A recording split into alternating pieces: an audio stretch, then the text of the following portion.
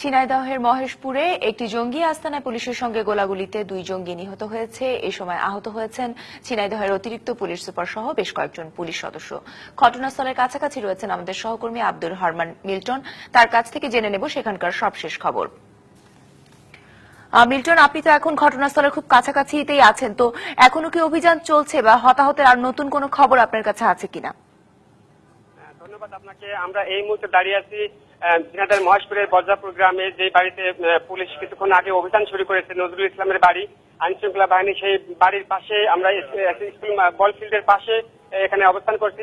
এখান থেকে মাত্র 200 গজ দূরে পুলিশ অভিযান শুরু করেছে সকাল 7টার দিকে। স্থানীয়রা জানায় যে সকাল 7টার দিকে তারা গোলাগুলির আওয়াজ শুনতে পায় এবং এরপর তারা বোমের আওয়াজ শুনতে পেয়েছে। এখন পর্যন্ত অভিযান চলছে। আমাদের কাছে যতটুকু খবর আছে শেষ পর্যন্ত আমরা মহেশপুর থানার ওসির সাথে কথা বলেছি আহমেদ কবির। তিনি আমাদের জানিয়েছেন যে 2 জঙ্গি এই অভিযানে নিহত হয়েছে এবং সেখানে আরো জঙ্গির উপস্থিতি থাকতে পারে। একই সাথে কাউন্টার টেররিজমের একজন এএসপি তিনি কিন্তু আহত হয়েছেন। একই সাথে আরো কয়েকজন পুলিশ আহত হয়েছে। উৎসুক জনতা কিন্তু সকাল থেকে এখানে ভিড় করে। সকাল 7টার দিকে তারা হঠাৎ করে জানতে পারে যে এই বাড়িতে জঙ্গি আস্তানা সন্দেহ বা প্রশাসনের লোকজন অভিযান শুরু করেছে। আমরা যদি আপনাকে একটু দেখানোর চেষ্টা করি যে এই বাড়িটির অবস্থান, তাহলে আপনারা দেখবেন যে এখান থেকে মাত্র 200 গজ দূরে কিন্তু এই বাড়িটির অবস্থান।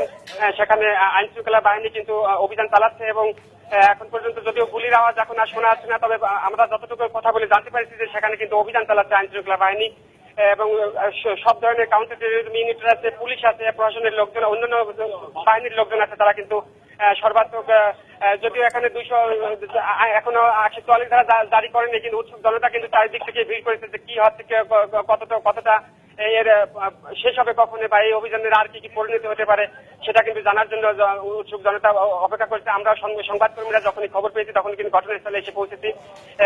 এই ছিল আমার কাছে সর্বশেষ খবর। জি মিল্টন, আপনি থাকবেন ঘটনাস্থলে। যদি নতুন কোনো খবরাখবর থাকে আপনার মাধ্যমে আমরা অবশ্যই দর্শকদের জানিয়ে দেব। ধন্যবাদ।